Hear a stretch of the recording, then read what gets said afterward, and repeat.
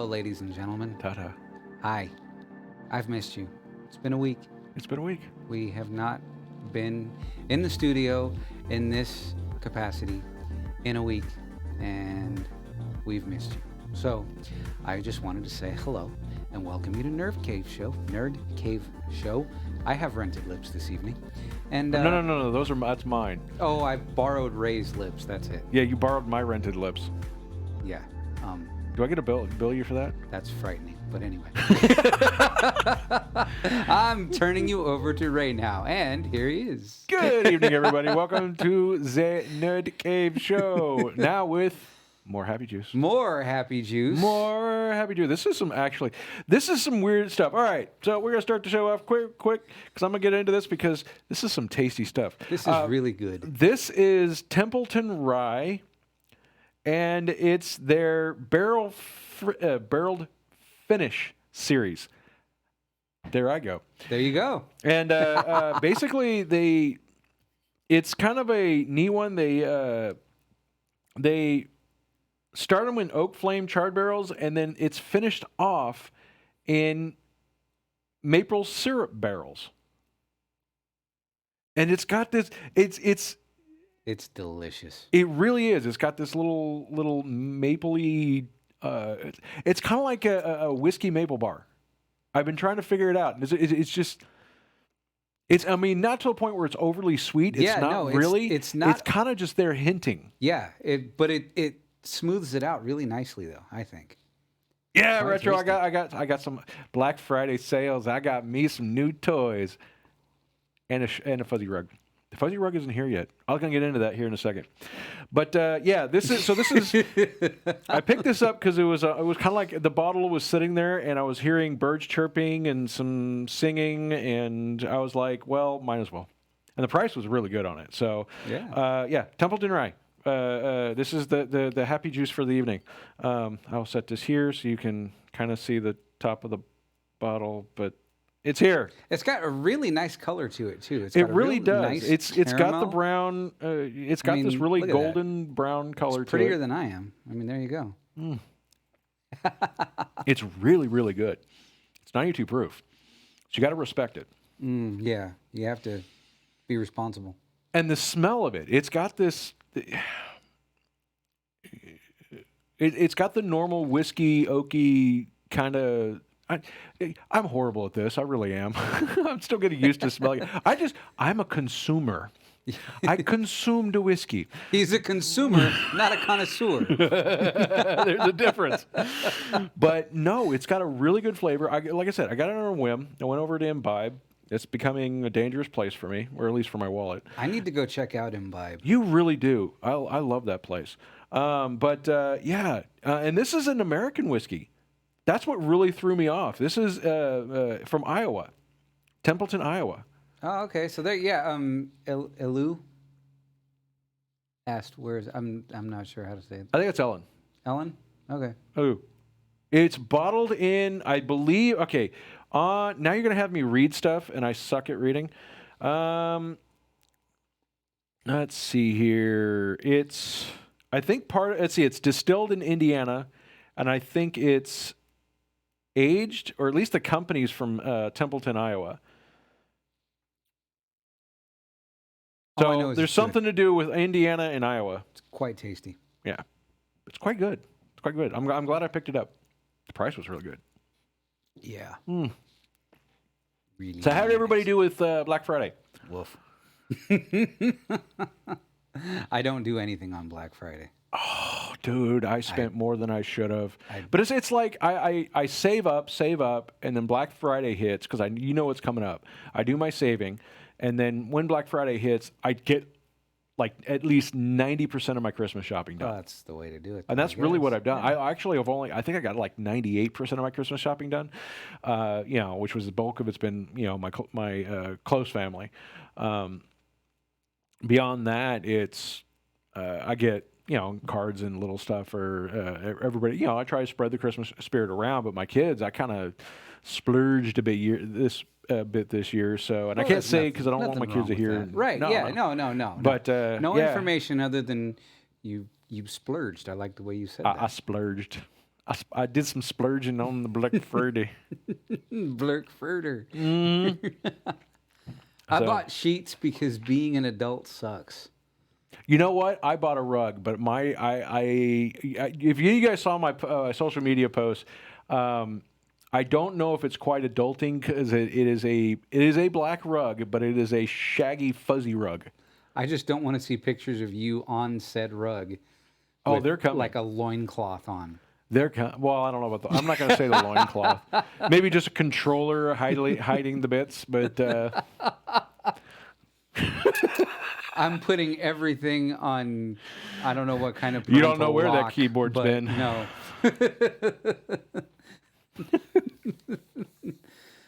Let's see. Retro said Black Friday was good for me, but mine was mostly for reselling my store. Good for you, man. I'm glad to see everything's going on. Robert Miles just subscribed. Thank you, Robert. Dude, thanks for the scrub. Appreciate that. That is cool. Let's see. I sold my first clock and my first. Oh, Ellen, congrats! Do you need to send me pictures of what you sold? I want to see. I love your art. If Congrats on the sales. Yeah, if anybody knows this right here, this piece of art, this is an Ellen original. That's a wonderful. I'm jealous that I can only look at it when I come to the studio, but it's a wonderful piece of art. It's really great. It really is. It really is. She did this or did this. I'm looking through the monitor like. Just remember, it's reversed. Yeah. But she did this so, and I get to bring a bit of the ocean back with me. I get to see it. So yeah, she did this wonderful piece of art. Here, let me go move like this. There we go. There you now go. We get a better and actually, look it kind at of sets off kind of nice with the blue lights. So yeah, I have done some playing. I got tired of the amber, and I wanted to go something a little bit more cooler. Blue. I think blue. it works. I'm a fan of blue light personally, though. Mm-hmm. I think blue is a very relaxing, very calming color. And I'm not always a very calm person. Not to say I'm always angry, but But I think blue is a very soothing color. I enjoy it. Yeah, I think, Nathan goes, I think owning a loincloth would be more concerning than the picture itself. Well, see, I don't own a loincloth, but I can make one out of various pieces. Does it count? Does cloth count as like from Amazon boxes? Because I got plenty of material you know that what? way. Okay, that's it. I'm saying this honestly, and I'm saying it with all of you watching as my witnesses. Now, if I don't see a picture of him in an Amazon box loincloth, I'm complaining. I am rioting. Nothing gets my account banned quicker. Jeez. So, yeah. Retro, you gotta come over. I'll show you these lights, dude. These are very inexpensive, easy to work with. Those are really nice lights. I really dig them. They're the main reason, well, they were dirt cheap. We need to focus. We need to do a feature on those. We do, lights, and I'm also going to. Well, the main reason I bought them is I'm probably going to order some more. But I've got a couple of old 10-inch stage Fresnels. These are original Century Fresnels from the '60s that came out of awesome lights. Oh, they are, and these are original Centuries because they have the IATSE bug on it. If you guys don't know, the Union logo stamped inside on a metal plate. Yeah, it's pretty sweet. I dig having them. And these are here's the kicker. These lights were designed for 1,500 or 2,000 watt bulbs, and that logo's still there. Nice. So yeah, they're very, very stout lamps. If you want a good look at them, actually, if you follow me on Instagram, I have two myself, and I did you have the beam projectors? Or you have the Fresnels? On. I have two beam projectors and two Fresnels. See, I didn't want to grab any beam projectors because it was just like I couldn't. I mostly wanted you realize the glass in those alone is worth a ton of money. I know. I know. I looked it up. It's really cool. But the glass adds so much to the piece. And I'm not selling them. I'm not selling them personally, but I wanted to use them as like props for picture taking and stuff like that because I thought in some pictures they would look really cool. But yeah, I modified. Didn't do any real like changing of them. I didn't do any real altering. But I set some new lighting fixtures inside of them, and I put some LED bulbs in it, and that's really cool. Oh, retro. Yeah, retro goes. Yeah, definitely need to come by. Let's do an ugly Christmas sweater show. That would require me to buy one. Me too. I may have to do that. I don't wear sweaters. Yeah, me neither. I'll never do sweaters, so I'd have to buy one. I do hoodies. Well, not really. Sometimes. Sometimes. I don't think I've ever done a hoodie. I've done a beanie. Does that count? Well, yeah. Yeah, it counts. I'll have to look. It all counts. So, but yeah, so I got those. My fuzzy rug isn't here yet. It's supposed to be here. It was supposed to be here yesterday. Didn't arrive, and then they updated shipping for Thursday. And I got a whole bunch of other stuff. My LED lights on the porch. I finally got my replacement controller. I'm hoping to get that working. I got so much stuff to do. Plus, I got all the Christmas that I got. Once it starts arriving, I got to start wrapping it. Can I just use like paper bags? Why not? Because those are considered expensive now, aren't they? So I can just wrap them in paper bags and say that's expensive wrapping. It's wrapping paper. I'll just draw on it. Big happy smiley faces. Retro, you need some lights for your beard? I've done that a couple of times before. It's really fun. You do, yeah. We are expecting the beard lights for Christmas. We want the twinkle beard. I have to find the lighting strand. I'll find you some beard lights. Oh, no, I have a strand of beard, the same lights that I did last year. I have the strand, I just can't find them at the moment. They're being looked for. Yeah. All right. Well, where are we at on time? Oh, we're doing pretty good. We're doing pretty good. We're still kind of going. It's like, this is good stuff. So this is like keeping us going here. I might have a second helping. Yeah, me too. Because I'm already low. I'm lower. I gotta catch up then. All right, so on to some news. Yes, news. This one caught my eye, and I thought this was hilarious. So, needless to say, there's some people that got arrested for cocaine, but how they got arrested, well, or how the evidence against them got compiled. This is great. This is hilarious. So, in Missouri, there was a cocaine dealer who had. It was brought to basically they figured out that they basically. How do I go about this? How do you say that? I mean, I'm trying to read this out, and it's just like, all right, so he was selling his stuff using the chat systems in his consoles.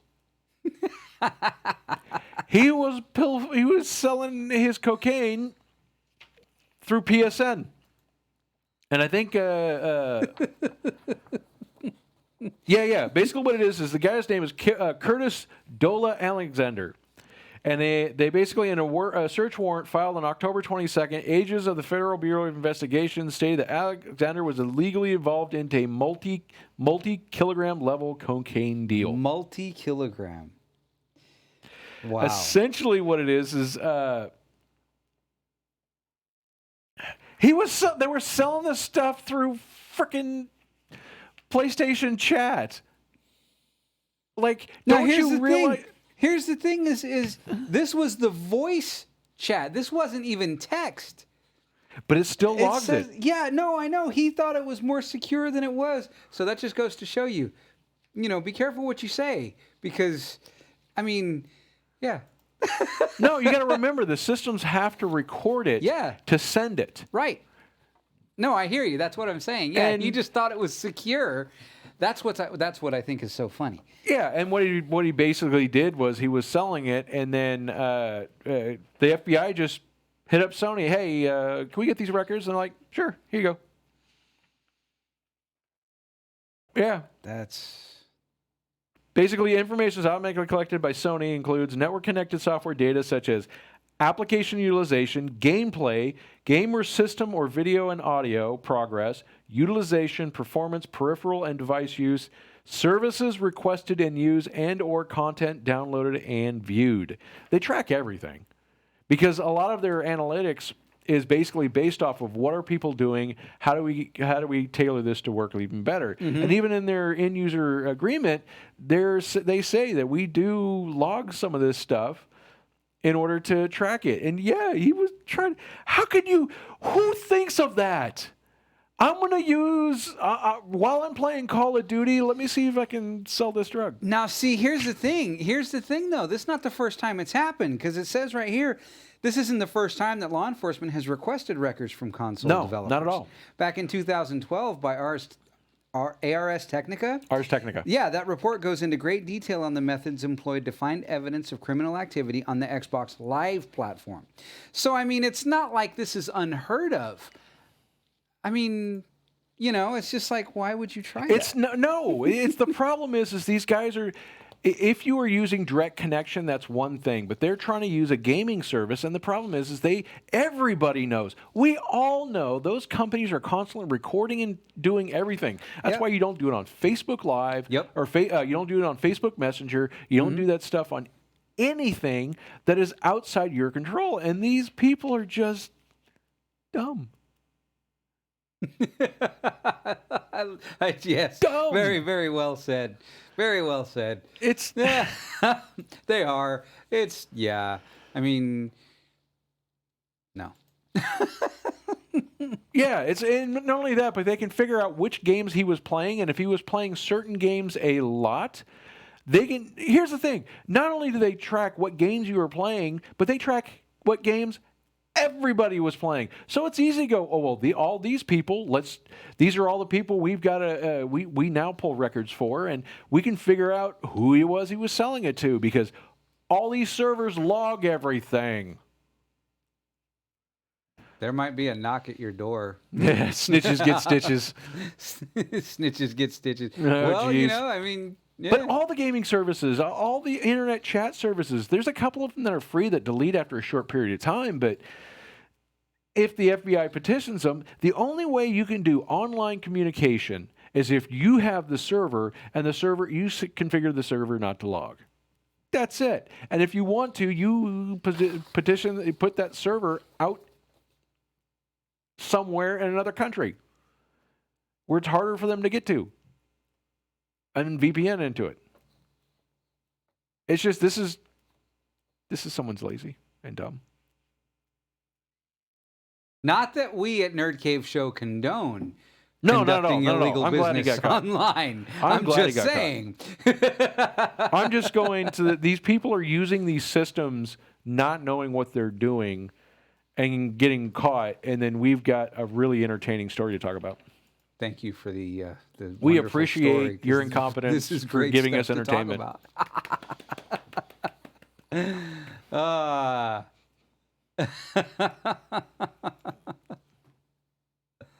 Guess they never read 1984.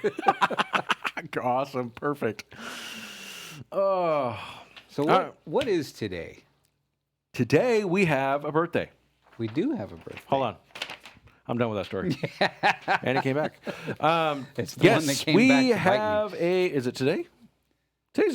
No, it was yesterday. It was yesterday. Yesterday was a birthday. What was yesterday? We were close. So those of you guys don't know, the PlayStation 1, the original PlayStation, hit 25 years old. It's growing up so fast. It is. It's here. You can come have a drink with me. Those of you guys don't realize, well, actually most people know because the PlayStation Classic was released last year, wasn't it? And that was for the 24th year. I think so, yeah. Yeah, I believe that's what it was. So Jim Ryan, President and CEO of Sony SIE, which Sony International Entertainment or something, I don't know, posted on the website, and there's a link in the description down below, on the PlayStation blog, I think, talking about it, on December 3rd, 1994, 25 years ago, PlayStation made its global debut in Japan. And this is the 25-year anniversary of the PlayStation.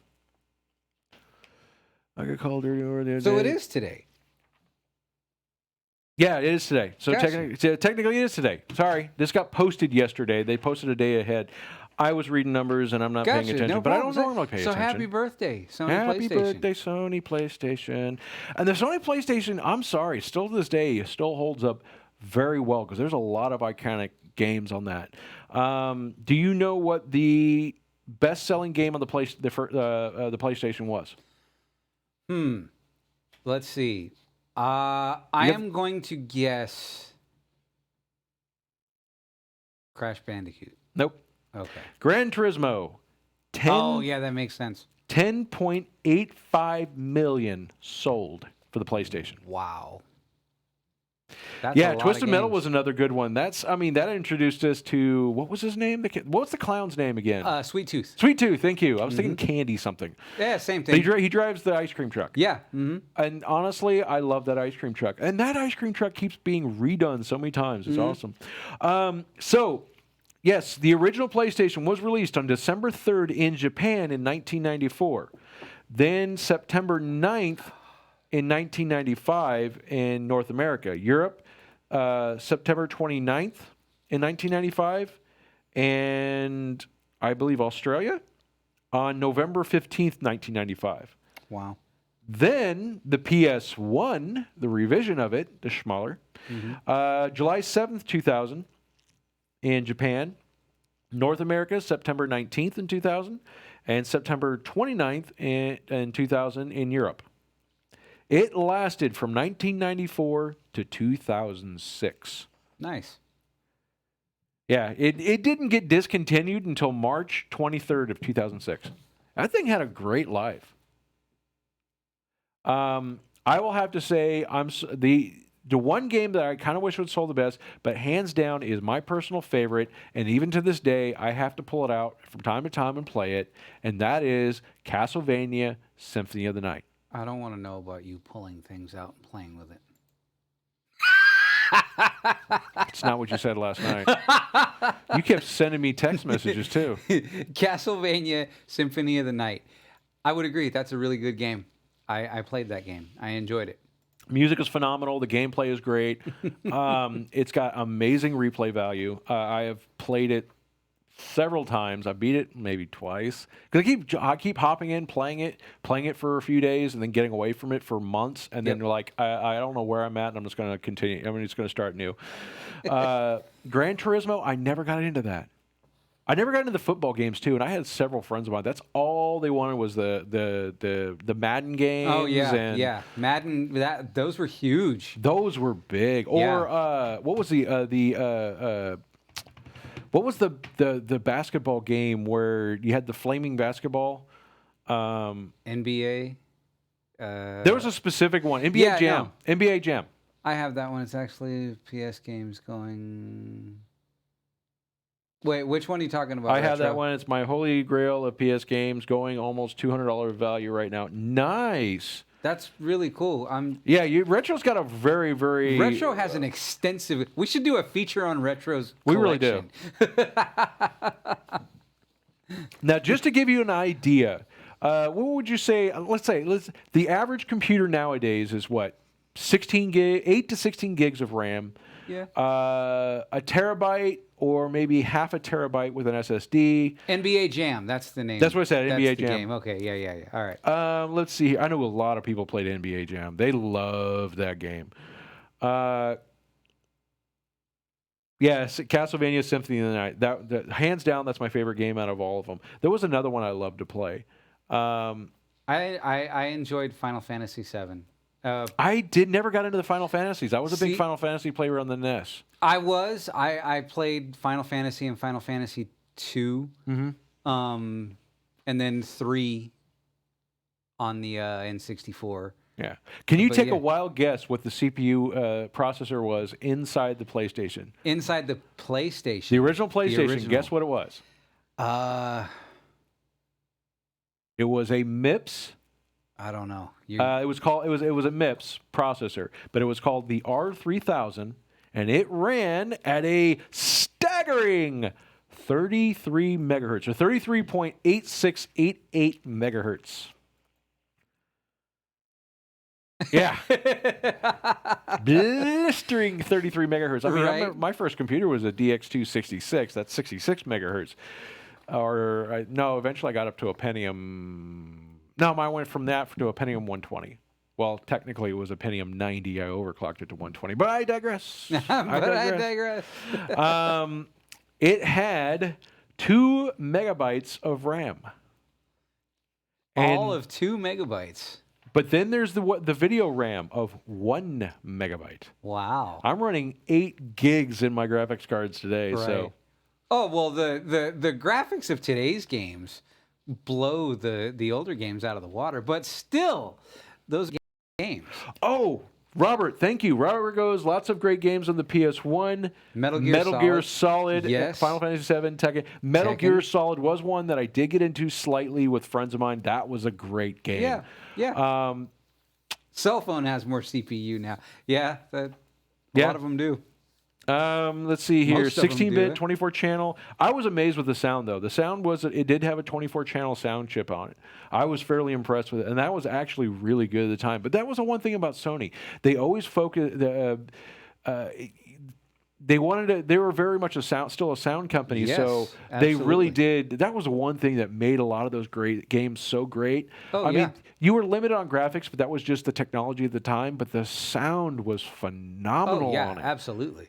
Absolutely. I mean, that's why when you look at the PlayStation 4 nowadays, it is still the standard for Blu-ray players. Yeah. Because it's just got they put such a good emphasis on sound fidelity out of that system that Absolutely. it really is hard to beat. Absolutely, I agree. Let's see here. Yeah, it was a CD-ROM. 100. They sold the official number, as far as anybody can tell. They sold 102 I'm trying to figure out how they did that. 102.49. So 102,490,000. 102.49 million. That's some big numbers. That is a staggering number.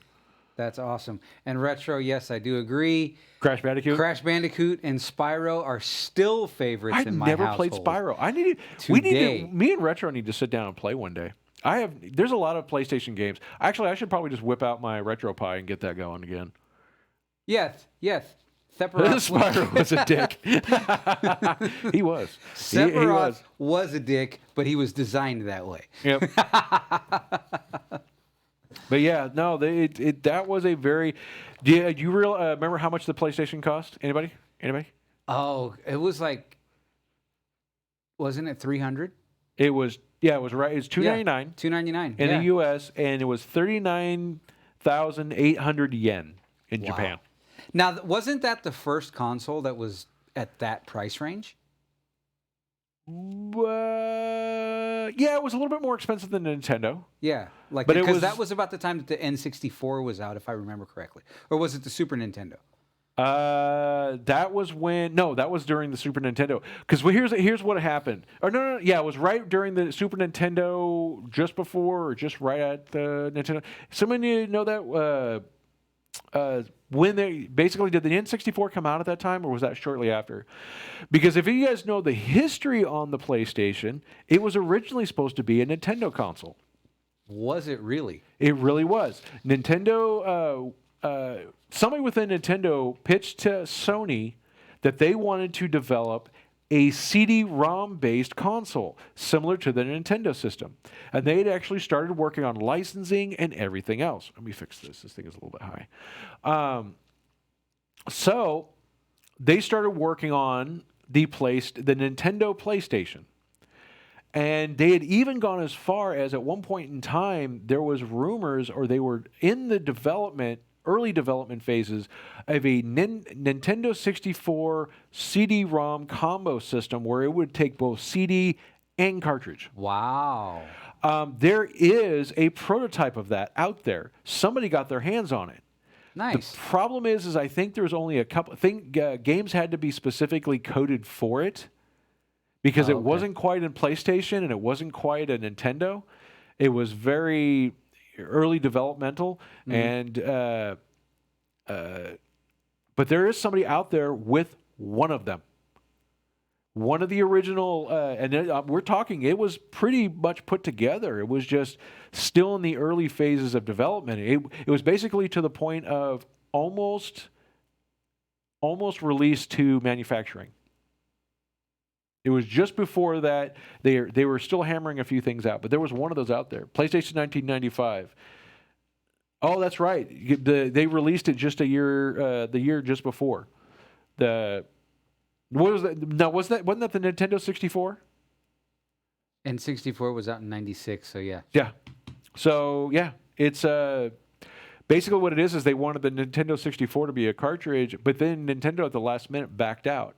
So Sony scrambled. And they're like, "Well, we're not giving up on this because we've already put a bunch of effort into it." let's go ahead and finish it out. The one thing they had to do, and it was just something that actually became to their benefit. Sony had to, not Nintendo, but Sony had to.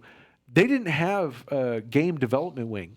Right. They were a hardware company. Yeah. And this was their first console. So they went ahead and licensed out with a couple of other companies. And there was a whole licensing deal that went off with that too. But they had licensed out with several companies, and that's how they got their initial titles. They were all outside companies. There was no titles that were original Sony. And it was a huge success. They sold those things like gangbusters. Yeah, 1994 in Japan. So, but yeah, no. Basically, Sony decided to go, we're not giving up on this. We've already put this much effort into it. Let's just do it. Let's just do our own thing. And I think from what the rumors is Nintendo or somebody backed out of the deal, or maybe it was Sony, because even though Sony was jointly working on the console, Nintendo wanted to hold all exclusive control over the games. Okay. And it was kind of, Nintendo was the big player, so they were like, this is our rules, and you got to play our game. And there was like, either Nintendo backed out or Sony backed out. There was a huge disagreement, and Sony was like, well, we're this far, might as well go all the way in. Yeah. And now we're up to PlayStation 4. So obviously the decision was right. Yeah. And they've done an amazing job over the years. Absolutely. But yeah, no, the original PlayStation, it's still to this day holds up well. Yeah, it does. Absolutely. Crazy Taxi, that was a game I loved on it. I don't know why, but I love Crazy Taxi. I think it's because it was such a great port from the, from the arcade to the console. Okay, yeah. It really was a great port. Okay. I think it's mostly because Crazy Taxi was also on the Dreamcast. And that's why I liked it so much, because I played it I had the Dreamcast. Friends of mine had the PlayStation, and then we would also go to the arcade, and they would those machines would eat all my quarters. Those mean machines. They were mean. They were mean. They literally ate my lunch money. But I'm better now. You're better. I got Happy Juice. I'm out of Happy Juice. I'm so sorry. Where are we at on time? I was babbling pretty good right there. We're only halfway in. Let's see here. Nathan goes, I play Crazy Taxi all the time on Dreamcast. Dude, I still, to this day, the Dreamcast was a phenomenal console. I'm just sad that they just couldn't make it, because there was so many. The VMU was amazing. Okay, see, Retro said that he loved Crazy Taxi on the Dreamcast way better than PS1. He said the graphics were better. Well, believe it or not, the Dreamcast had a better graphics system. Did it? The Dreamcast was technically a better console. They just... That was a Sega. Yes. But the problem is people found out the copyright protection got bypassed really quickly within the first couple of years of it being out, and then there was no way to prevent the bootlegs, and it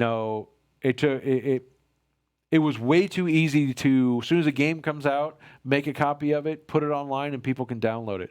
And pretty much every game that ever got released, you can download an ISO for it. Wow. Pop it into any that was the problem with the most PlayStation stuff. They had to be modded, and you have to solder stuff into it. The Dreamcast, they bypassed all the security on it, and that's what killed it. And once they bypassed it, they were able to copy games, and effectively companies are like, if there's no copy protection and people can dupe games, you did not have to have a modded console. You can have a factory console and be playing burnt games. Wow. And that was the problem. That's what killed it. The modding computers and the piracy guys killed that console. I still to this day blame them. Damn. That sucks. Yeah. Mortal Kombat was another good one. Yeah, so Nate says, or Retro says the Dreamcast was very underrated. Nathan says, I loved it. It's still to this day is one of my favorite consoles. Great console with great The games controller before felt its really. time. I have big hands, so that meaty controller just my meat hooks fit. And you had the little VMU. Did you ever see the VMU? No, I didn't. The VMU was this little. It was a memory card with a screen. Nice. And some games would take advantage. It actually had buttons on it. And some games, as long as you keep the batteries replaced inside they took coin cell. You can pull the VMU out and play little little side missions and little mini games that helped work on your game. Nice. So and it actually, I heard that, but I never actually saw it. I had never had a Dreamcast or anything like that. Then there were some games. I think didn't the Hey, Little Retro. Retro says his son, Little Retro, says hi. Hey, what's up, Little Retro? Hi. What's going on, Little Retro? All right. But the VMU also, the games could use it, and like I don't know if Crazy Taxi did, but there was like a little display that would be in your controller. Okay. Because there was a little window where you slid the memory card in, the VMU in, and games can use that little screen to display stuff. And it could be health bar, it could be a speedometer, it could be one of many things if they program it in the game, and it's really cool. Picture the VMU to be like, say you were playing Pokemon. Okay. I don't think there was no Pokemon on the Dreamcast, but I'm just giving an idea. Yeah. Well, you would pull the VMU out, the console would be shut down, your VMU would be running on the batteries, and you could sit there and play like this little mini game.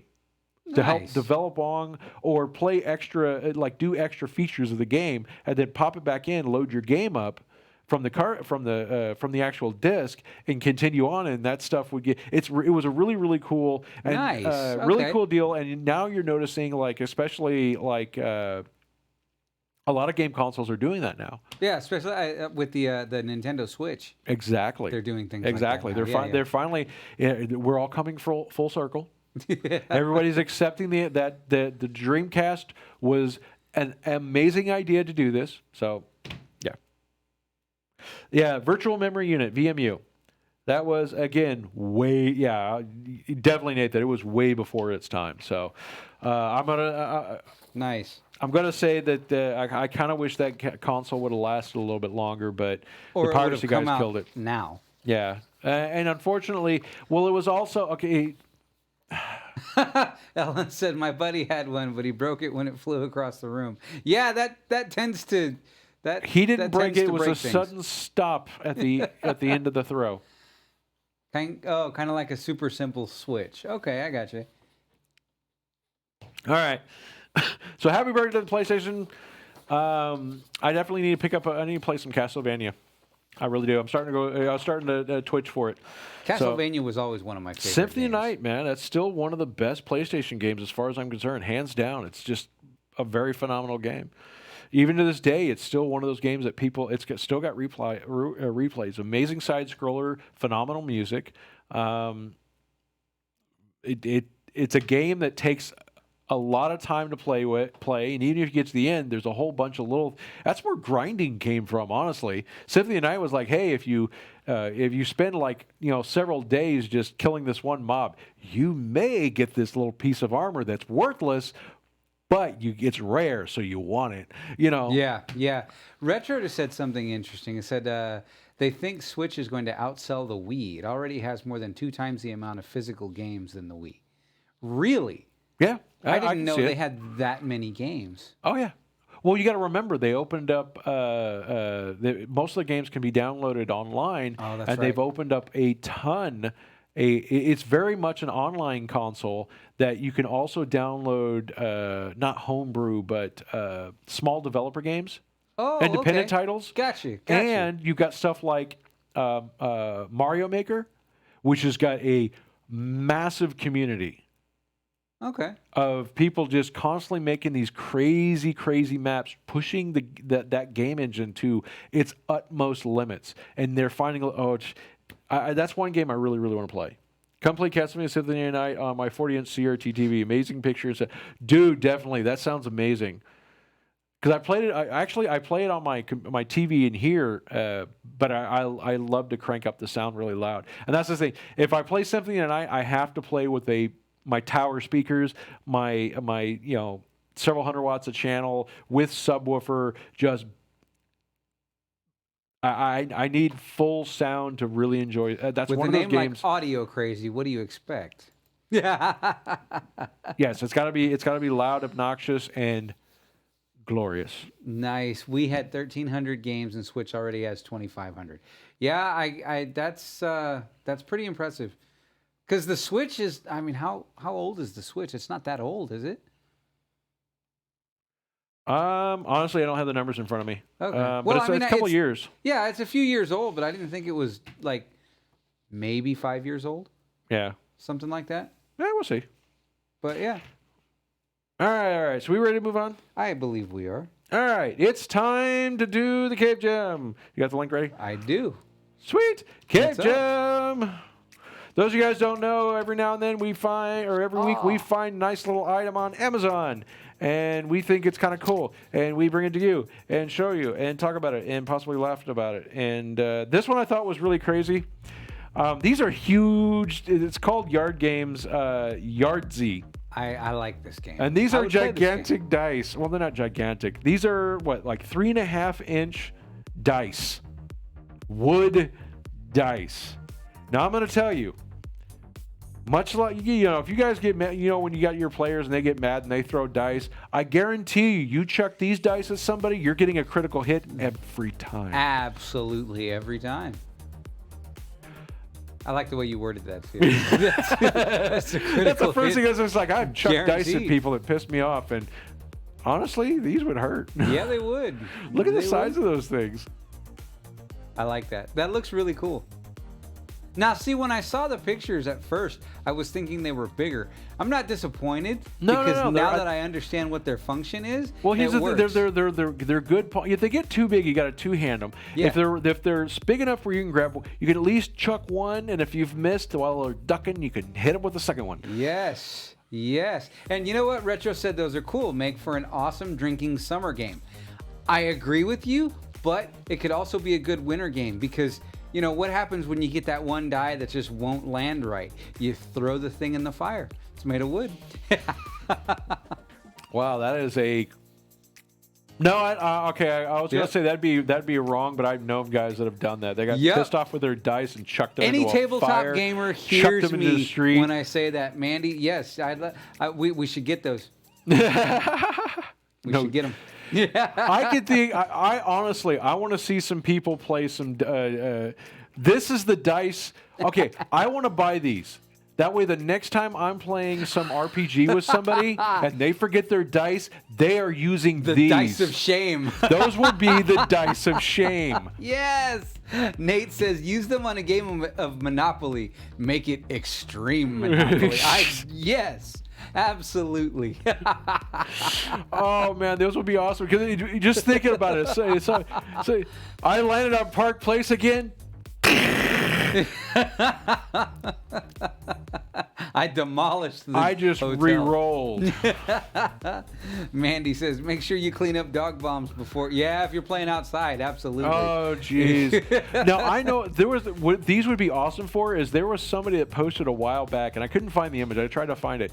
Somebody had pulled up the carpet in their house, Yes. and somebody had painted on the floor a Monopoly map. Yes, I remember that. In a room. I remember that. Yep. Room-sized Monopoly. And I was like, oh, we found the perfect dice. That's perfect. Absolutely. All you would have to do is have someone make up the big cards. Yes. And the best thing about the cards is they would be thick enough you wouldn't get cut, but you could whack the crap out of somebody with them. You could. Absolutely. Why is it that we find this stuff and we find violent ways of playing games? Because it's just who we are. We're Americans and we, Giant craps game. Extreme craps. Oh, geez, dude. Robert, I agree with you. Need a giant wooden D20. Yes. You need a whole set. Whole set. I would petition this company and say, hey, can you make me make me an entire standard? Because they make a standard role RPG set, like a D&D or a Palladium set. Yep. And they come with like a D6. It's a D6, D4, a D8, a D4, a D12, a D20, D20, a D6. Well, and it a comes with D3. like you usually get like at least 3d6. Yep. I want to ask this company, can you guys please make, here's the standard, kit you get. Can you make one for the? I'm pretty sure they would sell well. Yep, I think so. Yes, Mandy said could make the backyard into a few board games. With dice that size, you absolutely could. But I'm telling you, someone Yes. pisses you off, critical hit. I love time. that. I love that. Critical hit every time. Nate says in a life-size jail. Yes, absolutely. Get a cage. I cannot pass go if it's destroyed. Yeah, exactly. Exactly. Yes. I love our fans and friends. Oh, I love you guys so much. You guys are great. D10, D1. Oh, geez, a D100. Okay, here's the thing, though. That's if right. you had a D100, you would be like, okay, especially if you're on grass and it never lands straight, you would never know which number that. Would you have to get like one of those little laser levels and like get it out? And all right, that side, okay, that's the number. Or would you Yes. just get like, okay, we just, all right, you see these. These 6 numbers up here, roll a d6 and figure out which one it is. You'd be rolling dice just to figure out what you hit. Yes, you would. No, you're right. No, they're on Retro, sale yeah. right now. They're like on a Black Friday, holiday sale. Some kind of holiday This set's sale, yeah. like $20. That's not I'm bad. picking me up one. I'm ordering one today or tomorrow. Not bad. Mini Cooper for free parking. Oh, that would be so awesome. Yes. You could, you find one of those huge, the big clown shoes and just. Yep. That's perfect. What would you use for everything would be life size. The teapot, the You'd freaking. use an actual dog for the dog. Use Dude, treats your to keep your 'em. piece keeps moving. Well, I mean, Your piece is peeing. yeah, really. Your dog just peed at my hotel. Pay my fees. Pay my taxes.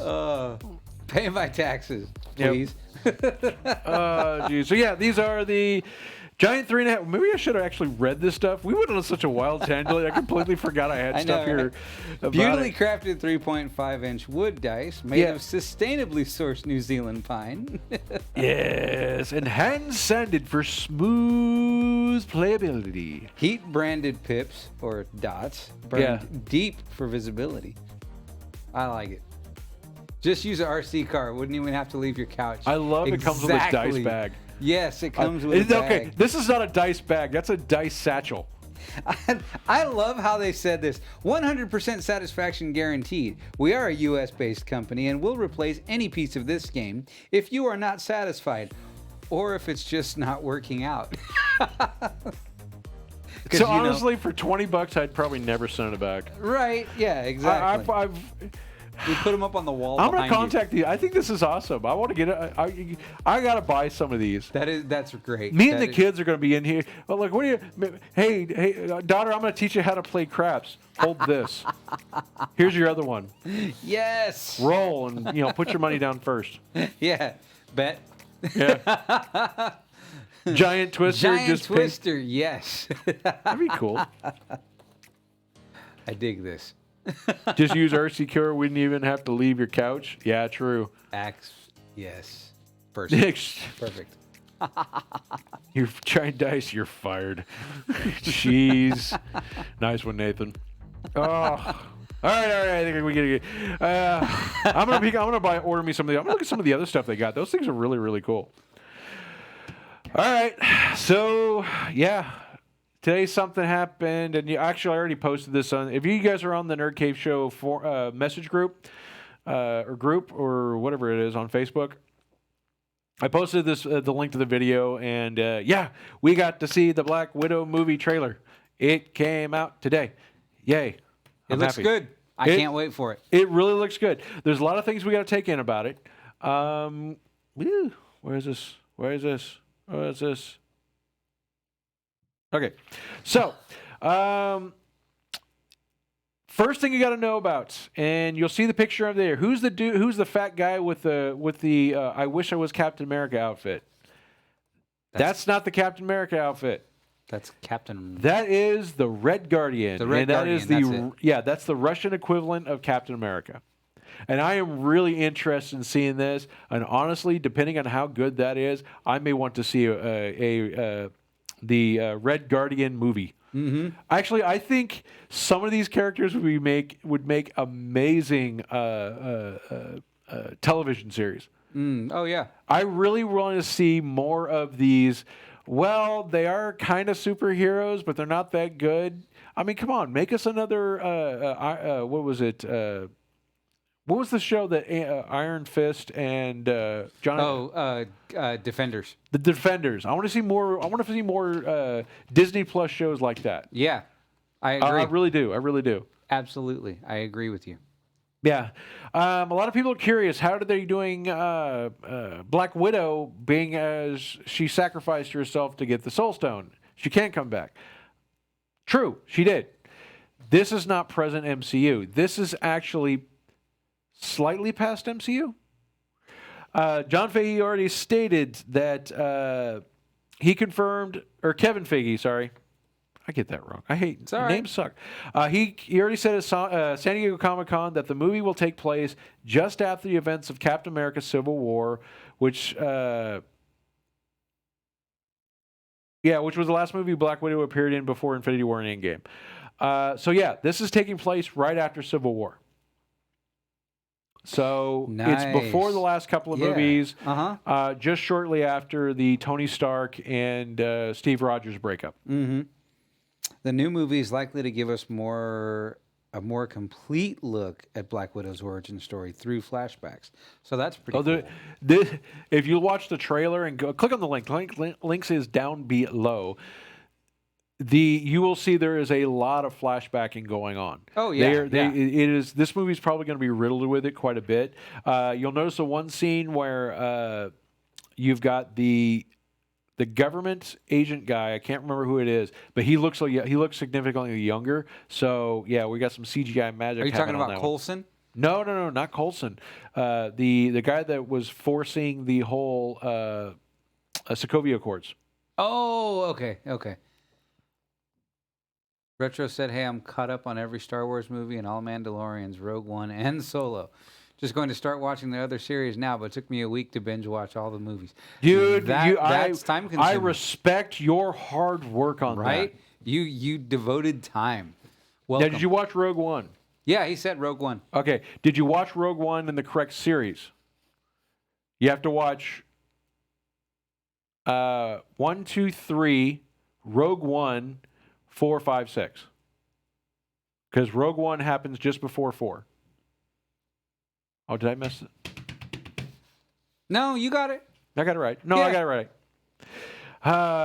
Yeah, because Rogue One happens right before Episode 4. It is. Rogue One ends with them launching the ship and getting away, and Episode 4 is when Vader catches up after he worked booty butt on some guys. I mean, he put the smack down on those guys. Yeah, he did. It's funny because, it's literally hands down the best Vader scene we ever saw. Oh, yeah. I do have to agree. It was like you in the roof. Vader was a badass in that episode. Oh, he was. They showed him in a way that you hadn't seen him up to that point. Mm-hmm. You know what I mean? But yeah, no, he was a badass there. All right, but back to this. Black Widow. We're getting tired. We get sidetracked very easily.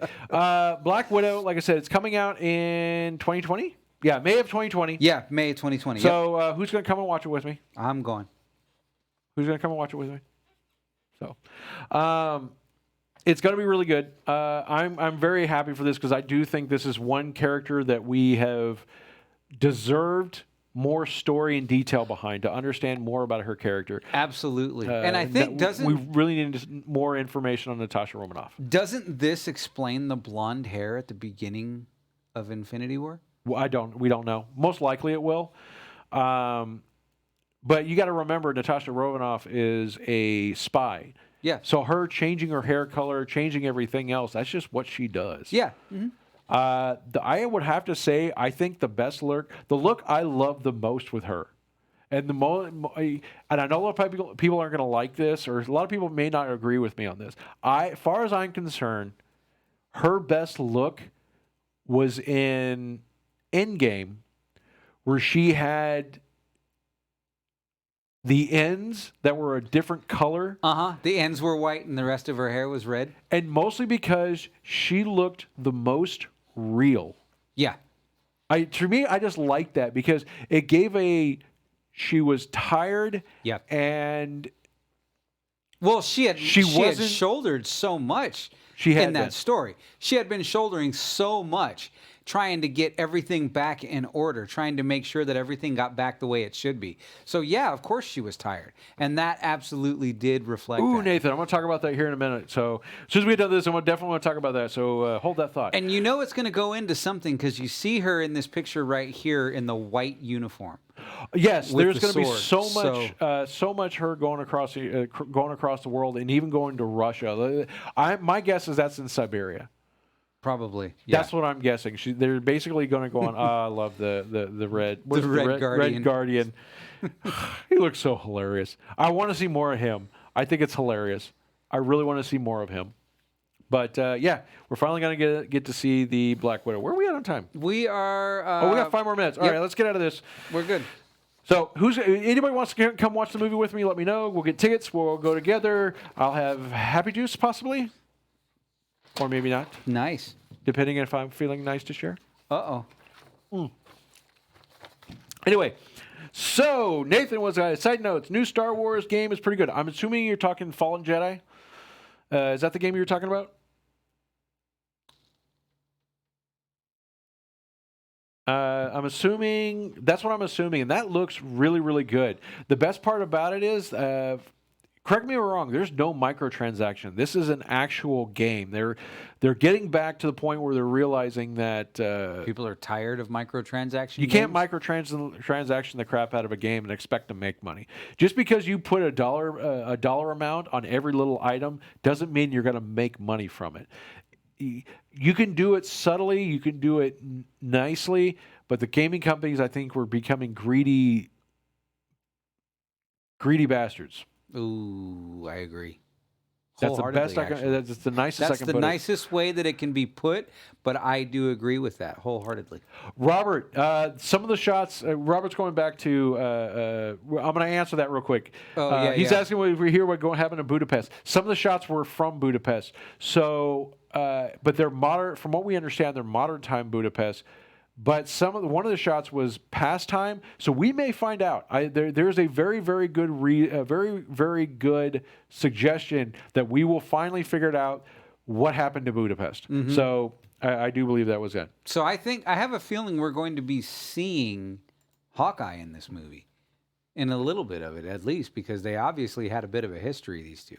There is going to be. We already saw shots of Hawkeye, so I did not see that part. Okay. Yeah. If you watch the trailer, Hawkeye's in there. I'm pretty sure he's going to be in there. There's going to be a lot of nostalgia, so I wouldn't be surprised that how she was trained and raised is brought up.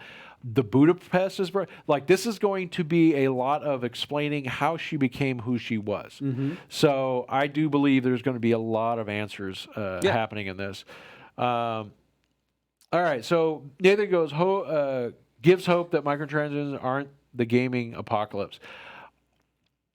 The problem I'll get into that really quick. The microtransactions, unfortunately, when you look at investors, they're like, Japan has a lot of mobile games that are microtransactions. And mobile games, let's be honest, they're cheap and easy to make. They really, really are. Very true. CPUs are lower, graphics are lower. Yeah. They're really, why can't we do that here in the United States? Let's do it. Let's put our focus on it because we're making a lot of money. And the whole point is if they're going to make it in Japan, why not bring it for the United States? The problem is they didn't understand the backlash. A lot of the companies didn't get it, AKA, hey, Blizzard.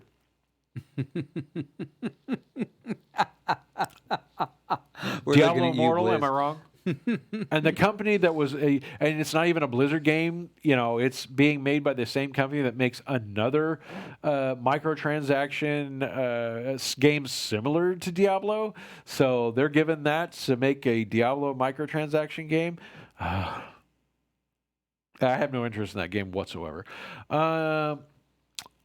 let's see here. What is it? I think what's happened is there's been a lot of negative backlash against it. Fallout 76 is utter garbage. There's a handful of people that love it, but honestly, the bulk of the people do not like Fallout 76. I mean, look at the way they're just overly greedy about it. Honestly, look at the way they did it. They were taking assets from Fallout 4, copying and pasting them. They didn't even change the asset directory structure. You can see that the folder structure is exactly the same from Fallout 4. It's the exact same thing. They copy and pasted and threw a $sign on it on Fallout 76. That's low. That's cheap.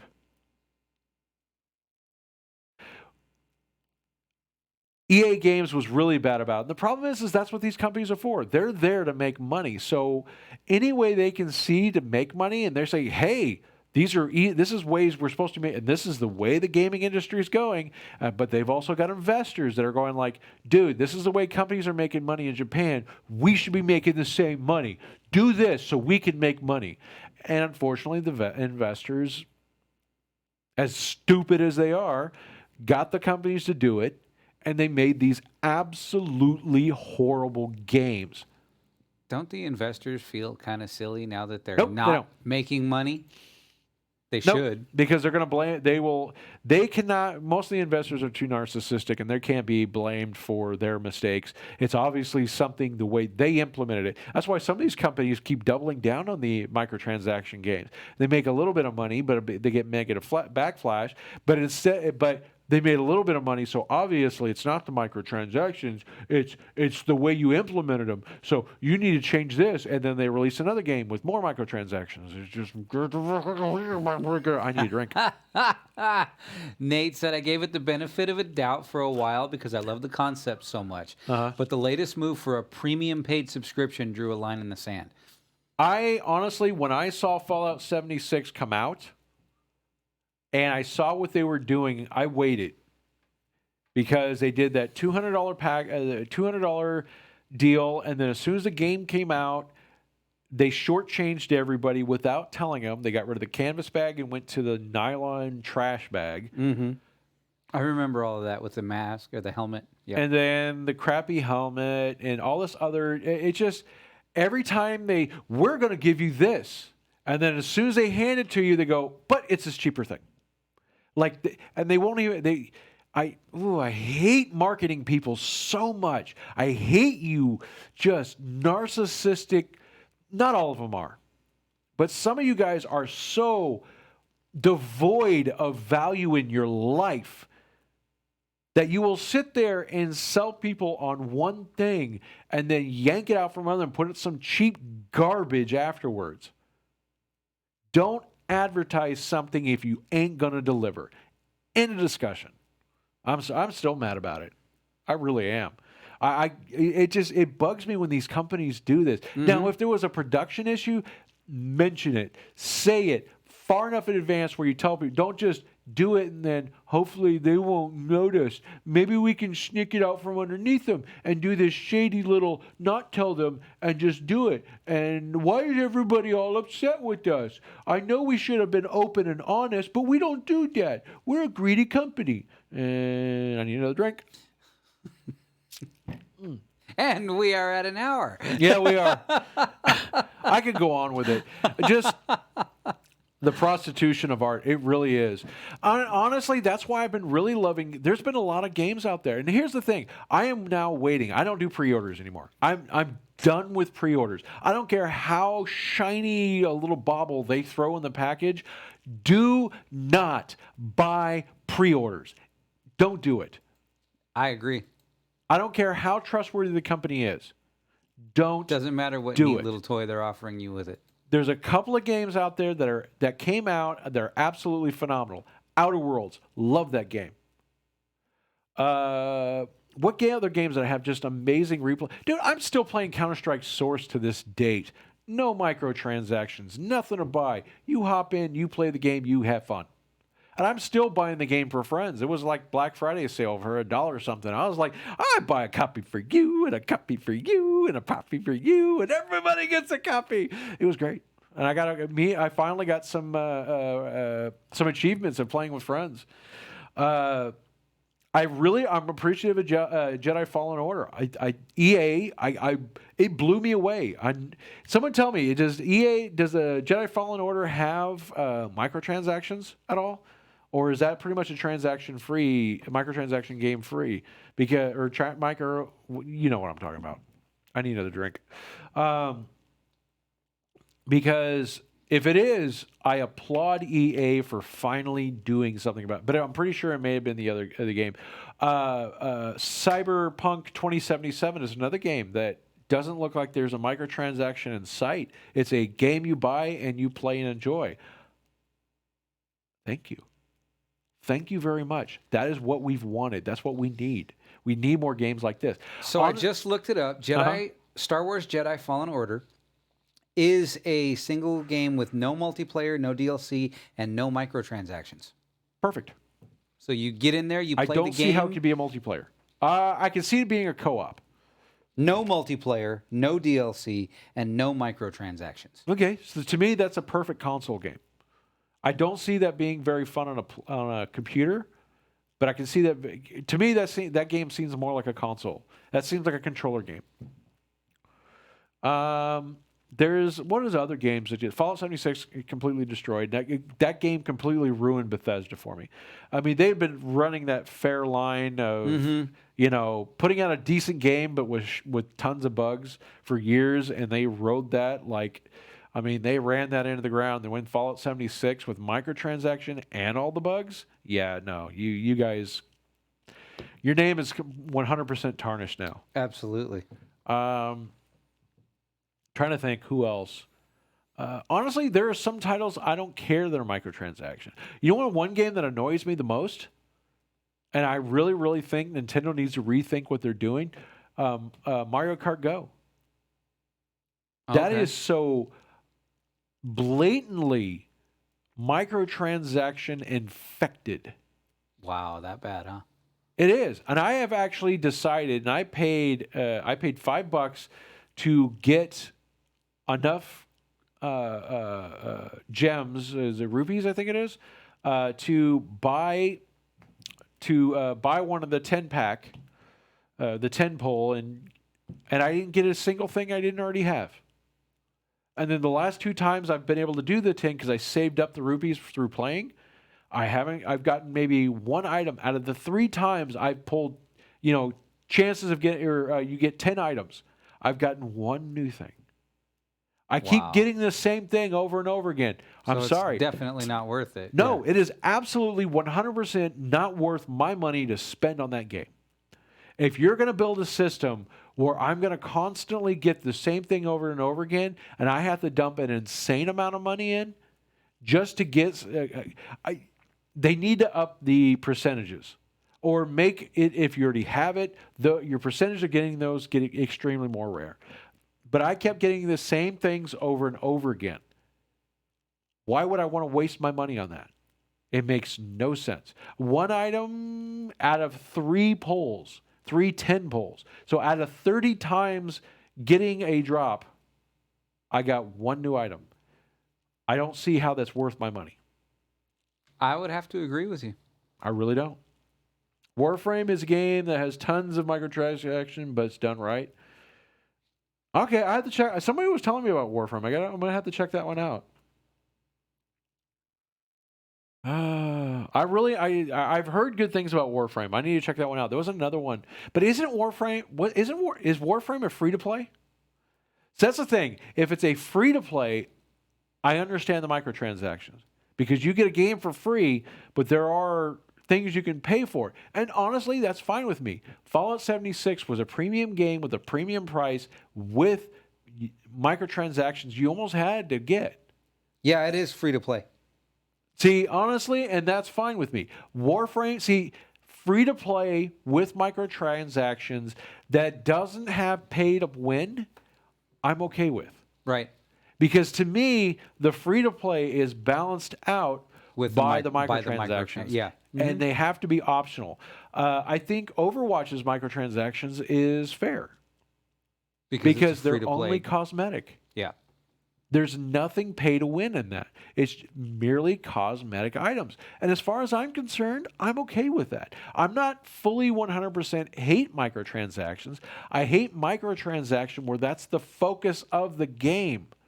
It should be a small part of it. It should be something that you want to do, but you don't need to. And when they start adding in, Fallout 76 is bad about it. They are horrible about it. Yeah. Free to play, but you can earn almost everything or just pay for it. And honestly, to me, I consider that a balance. If you can earn it through playing or pay for it, that's fine. And as long as none of them give you an actual tactical advantage in the game, if it's merely cosmetic or stuff that helps you, and typically, like, pay to play is like, hey, this gives you more health, or, gives you more health to play, or like stuff that gives you a bonus drop rate. That I don't consider that a pay to play. Stuff that gives you, look at RuneScape. I haven't seen RuneScape. Yeah, I can get behind free to play, and there's a couple of games that do it quite well. There was another game a long time ago that kind of died off, and that was Gotham City Imposters. I need to find some people that want to play that because that was a lot of fun. That was one where you can play your own. You played it as either a minion of Joker or a minion of Batman. And do you ever watch? Batman? What was the second one of the Deep Throat Batman? What's his name? What's the most recent ones? Pre The Dark Knight. The Dark Knight series. Okay, remember the guy in the hockey pads? I'm not wearing hockey pads, stuff like that. Yeah. Okay, pretend you're one of those guys. Okay. Okay, that's what Gotham City Imposters was. Okay. You played people that followed Batman or people that played Joker, and you had these makeshift Batman or Joker costumes, and you could be male or female. It was absolutely... Who wants to play that with me? Gotham City Imposter is still a free-to-play. Was put out by Warner Brothers. It still shows up. I'm going to see if I can download it. That was just a crazy fun game. And you played with guns and stuff. It was hilarious.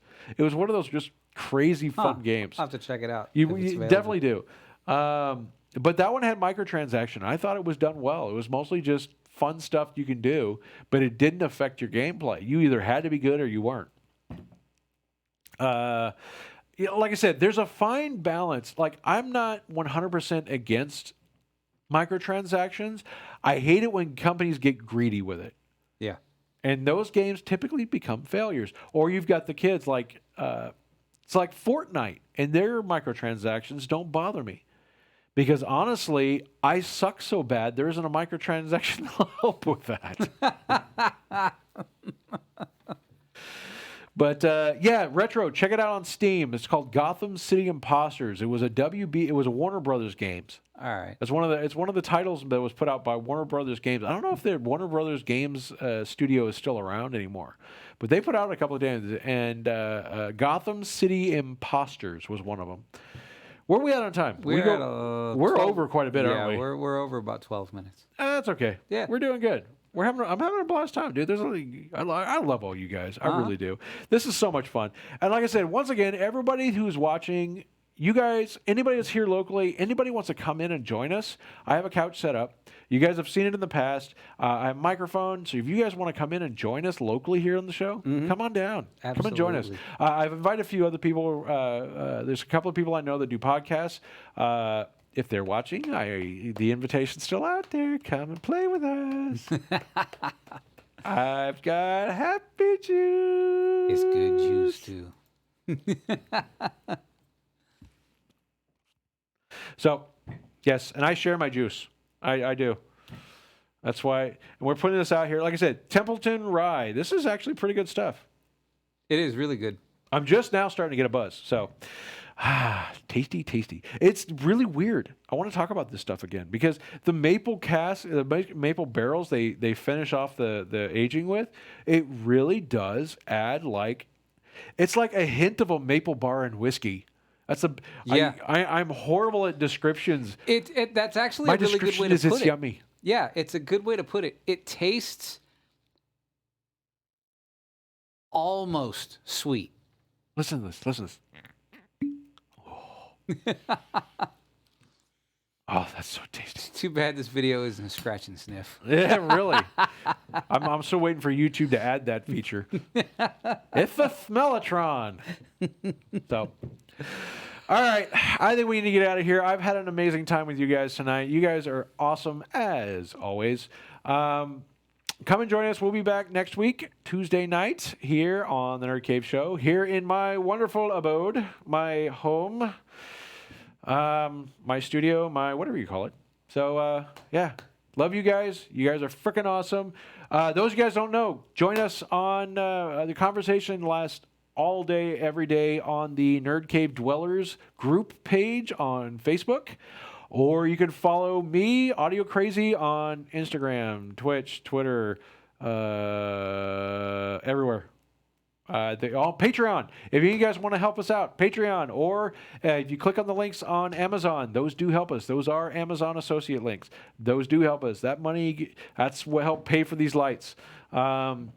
We get a little bit, and I keep dumping them in more. I keep trying to do more. The eventual plan is that this is going to be portable. I want to start doing some stuff outside with some of the. I've got a couple of people with businesses that we've talked about having them come down, and I want to have some businesses come down. We've had some people come down and talk with us, sit with us, have a great evening. Yeah, so. I'm battled on. Oh, don't forget, Beard and Gary. You can find him as Gary Mora on Twitter. Gary Mora 14 on Twitter, Instagram. You're Memento Mora, isn't it? Memento Mora 127. He is not consistent with his online name. No, I'm not. I like different names for different But things. if you because go, I'm multifaceted. multi confused. Yes. But if you go to audiocrazy.com, that is the website, you will find his name right there, and you just go clicky, clicky, click, and you can find all the links. Though it's real simple, audiocrazy.com, AUDIOCRAZ.com, and that has the link to everything. Yes.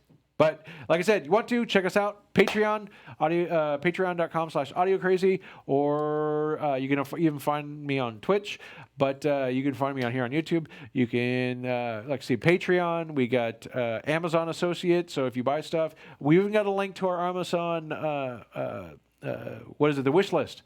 There's a whole bunch of equipment that I keep buying stuff out of there, trying to get us built up. You know, I've got two processors and stuff like that. We got these wonderful cameras, the Beard Cam. Bring up the Beard Cam. Right. Everybody has seen it before. It used to be a webcam, and now we can see nice. the beard in all of its wonderful Digital glory. Did I say gory? That's okay. It works. Anyway, you guys have a great evening. Thank you. We appreciate you. We love you, and we will see you guys next week. Take it easy, guys.